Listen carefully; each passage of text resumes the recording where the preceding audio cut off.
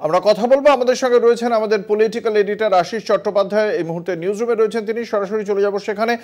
আশিসদা, যেটা আপনার কাছে জানতে চাইবো, এবার যেটা দেখতে পাওয়া যাচ্ছে, এই যে তৃণমূল কংগ্রেস সহ বিরোধী সাংসদদের যেভাবে সাসপেন্ড করা হয়েছে তা নিয়েও অত্যন্ত তীব্র ক্ষোভ প্রকাশ করেছেন রাজ্যের মুখ্যমন্ত্রী। কার্যত স্বৈরতন্ত্র চলছে বলেই বলেছেন তিনি। একই সঙ্গে রাজ্যসভাতেও একই রকম পদক্ষেপ আমরা দেখতে পাচ্ছি। কিভাবে দেখছেন? এরকম কি কোনো নজির সাম্প্রতিক অতীতে বা এর আগে সংসদের রেকর্ডে রয়েছে? দেখুন অঙ্কুর, গত 5 দশকের 5.5 দশকের জিনিস আমার হয়তো স্মৃতিতেই আসবে, বা তার আগের যে ঘটনা যেটা আমরা পড়ে দেখেছি, তাতে এই রকম 2 হাউস থেকে প্রকৃতপক্ষে প্রায় 100 জন হলো আজকে।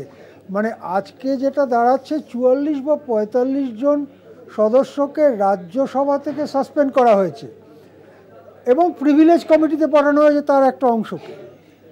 লোকসভা থেকে 33 জনকে সাসপেন্ড করা হয়েছে, 3 জনকে অন্ততপক্ষে প্রিভিলেজ কমিটিতে পাঠানো হয়েছে 3 জনের বিরুদ্ধে অভিযোগ করে।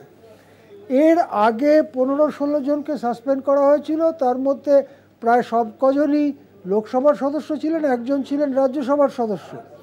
এই দুদিনেরটা মেলালে যা আমাদের কাছে এই মুহূর্তে খবর এসে পৌঁছচ্ছে যে প্রায় 100 জনের মতো সাংসদকে সংসদের 2 কক্ষ থেকে সাসপেন্ড করা হলো একটা মাত্র রেজলিউশন গ্রহণ করে গরিষ্ঠতার জোরে।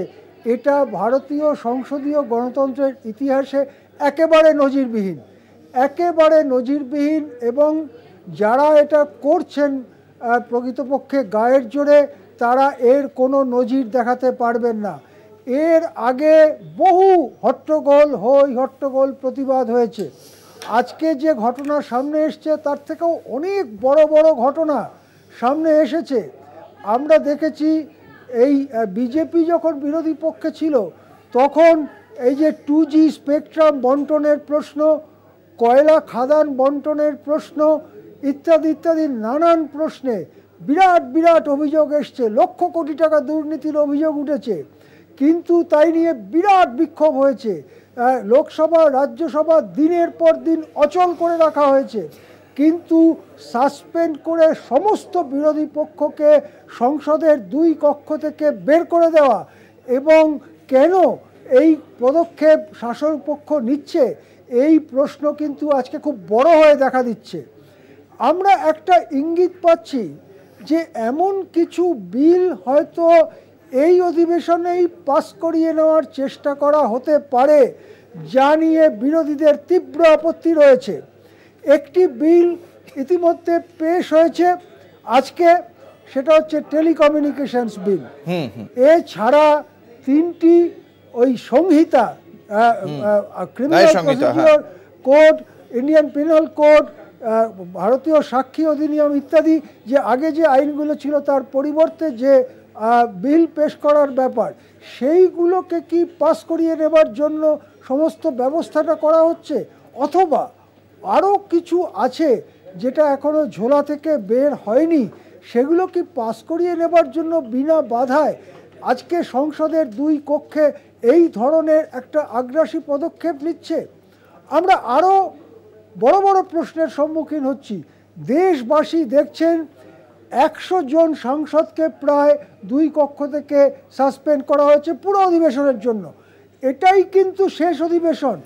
এরপরে ফেব্রুয়ারি মাসের প্রথম দিনে হয়তো সময়ের জন্য ভোট অন অ্যাকাউন্ট পাস করবার একটা বাজেট অধিবেশন হবে। যেহেতু এটা ভোটের বছর, পূর্ণাঙ্গ বাজেট অধিবেশন হবে না। সাধারণত ভোট অন অ্যাকাউন্টে তেমন কোনো বিতর্ক হয় না, একটা 3 মাসের জন্য বা অল্প সময়ের জন্য একটা বাজেট, একটা আপাতত বাজেট করে এগোনো হয়। সেই দিক থেকে এই যে মোদির নেতৃত্বে দ্বিতীয় এনডিএ মন্ত্রিসভার এটাই শেষ পূর্ণাঙ্গ অধিবেশন।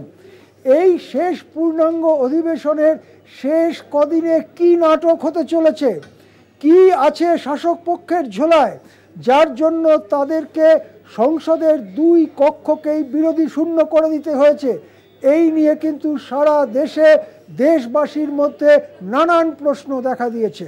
অঙ্কুর, যেটা আশিস দা জানতে চাইবো, এই মুহূর্তে আমরা সেই কারণে আলোচনাটা করছি, এতজন সাংসদ সাসপেন্ড, আসলে নিরাপত্তার যে গলদ সেখানে না এখনো পর্যন্ত সেই অভিযুক্ত সাংসদ বিজেপির মাইসুরুর সাংসদ তাকে আজকেও জিজ্ঞাসাবাদ করা হলো না, এবং এই ঘটনার প্রেক্ষিতে নিরাপত্তার গলদের জন্য আদতে এখনো পর্যন্ত সংসদে দাঁড়িয়ে কেন্দ্রের পক্ষ থেকে কোনো মন্ত্রী, এমনকি সংসদ বিষয়ক মন্ত্রীও একটা বার্তা দিলেন না।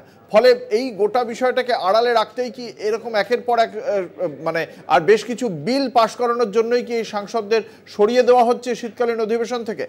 দেখুন অঙ্কুর, এটা নজিরবিহীন ঘটনা। ঠিক কেন ঘটছে তা সম্পর্কে আমরা কিছু কথা বলতে পারি, কিন্তু আমাদের আরও নজর রাখতে হবে প্রত্যেকটি মুহূর্তের দিকে।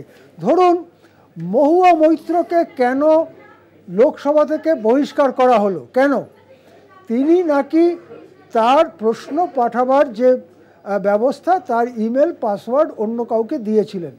পরে বেরোলো প্রায় প্রত্যেক সাংসদ তারা অত এই ইন্টারনেট নির্ভর এই সমস্ত ব্যবস্থায় অত সড়গড় নয়।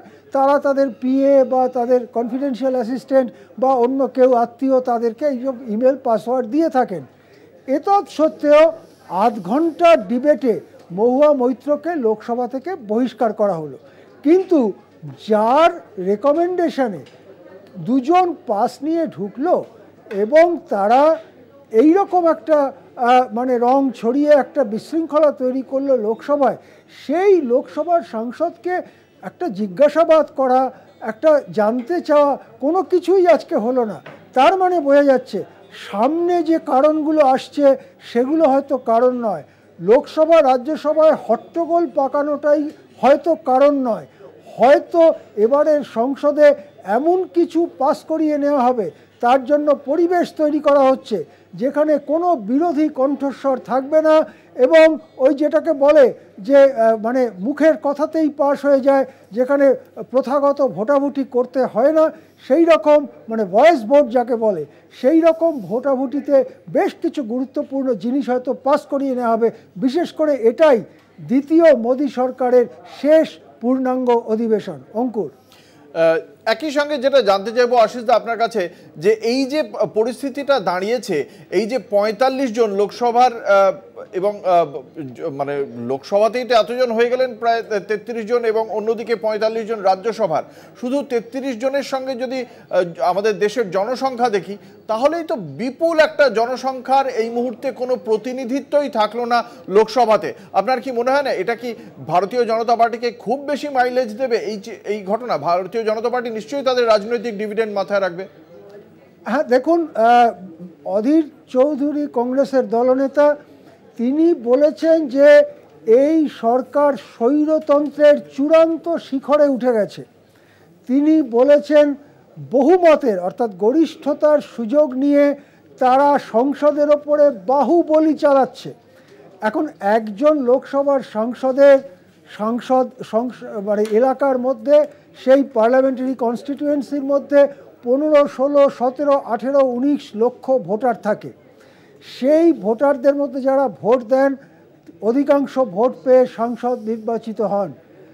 এতজন লোকসভার সদস্যকে সাসপেন্ড করার অর্থ হচ্ছে কোটি কোটি ভোটারের প্রতিনিধিকে ভোটারের প্রতিনিধিকে লোকসভায় কথা বলতে না দেওয়া। অনেকেই মনে করেন এর ফলে দেশের সাধারণ মানুষের মধ্যে তীব্র প্রতিক্রিয়া হবে। সেই প্রতিক্রিয়া কিভাবে সামলায় শাসক পক্ষ, সেটাই এখন আমাদের দেখতে হবে। অসংখ্য ধন্যবাদ। আমরা কথা